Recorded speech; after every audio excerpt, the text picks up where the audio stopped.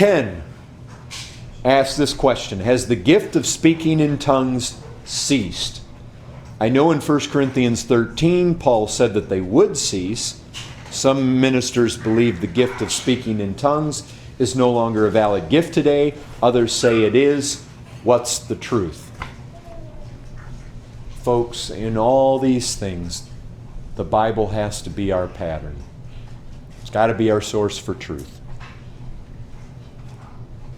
Well, I would say this, or I would maybe ask the question: is tongues ever set forth in the Bible as a viable spiritual gift? Clearly it is. 1 Corinthians 12, verse 7. To each is given the manifestation of the Spirit for the common good. To one is given this, and to another this, and another this, and you move all the way along and it says to another various kinds of tongues. So is tongues, or at least was tongues, a viable spiritual gift? Absolutely. Some had that gift given to them by the Spirit of God. So, the question we have to ask is, at one time it was a viable gift, is it still a viable gift, or has it stopped? Well, he references 1 Corinthians 13. So I think he's referring to verses 8 and following, so let me read them to you. Love never ends. As for prophecies, they will pass away. As for tongues, they will cease. Guys all see that? Tongues will cease. So, we know two truths, right? Tongues was a viable gift. Tongues is going to cease. The question we need to ask is, when are tongues going to cease? 1 Corinthians 13:8 says they're going to cease. As for knowledge, it will pass away. For we know in part, and we prophesy in part. Now notice that. We know in part, and we prophesy in part, but when the perfect comes, the partial will pass away. Well, what's the partial? Obviously, what's going to pass away is the partial. And what's going to pass away? Prophesying, tongue speaking, special gifts of knowledge. They're going to pass away. The partial passes away. When does the partial pass away? When the perfect comes. Well, many people have said the perfect is when the Bible's complete. But does anything here in 1 Corinthians 13 say that when the perfect comes, it's speaking of the completion of the canon of Scripture? Nothing says that. In fact, let's keep reading after verse 10 here. Pick it up in verse 11. When I was a child, I spoke like a child. I thought like a child. What Paul's doing is he's saying there's a point where the partial exists, where we're like children. We don't see the whole deal. We're still learning.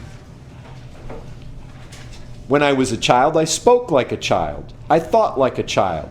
Basically, he's referring to prophesying and speaking in tongues and gifts of knowledge, because it's partial. We're like little children. We don't see the whole deal. We're just learning. He says, I reasoned like a child. When I became a man, I gave up childish ways. In other words, that which is partial is something that's going to be given up. He's comparing it to, right now we're like children, but one day is going to come when we're going to be like a full-grown man. But when is that? Well, he says now, when we're like a child, we see in a mirror dimly. Well, we're like a child now. We're as those who see in a mirror dimly now. We're in that age when things are partial. When do we become like men? When we see face to face.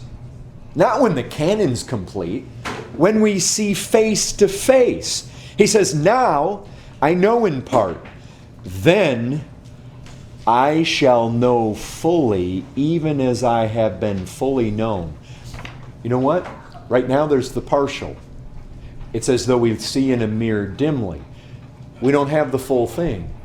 What he's talking about isn't the completion of canon. It's not when the Bible, all the 66 books of the Bible all came together into one book. What he's talking about is seeing Christ face to face and knowing Christ fully, as even he himself is known. When does that happen? That happens either at death or that happens when? When Jesus Christ comes again. Here's the fact. The Bible speaks about a whole lot of different gifts. Tongues, interpretation, gifts of knowledge, gifts of wisdom, gifts of healing, gifts of mercy, gifts of faith, gifts of giving, gifts of speaking that would include exhortation, teaching, preaching. There's a place of evangelism. There's leadership gifts, administrative gifts. I mean, we have all sorts of gifts, apostolic giftings. You know what I can tell you? There's not a single verse in all the Bible that says there's a time when they're going to discontinue in this age. There isn't. And you know, I know a lot of people rise up. We've been called charismatic. If you've visited our church, we don't have people jumping around and running in circles and shouting out in tongues. Now let me say this. As much as I would say that there is no verse that says these supernatural gifts have ceased, let me also give some cautions. Because the Bible does say this. The Bible says that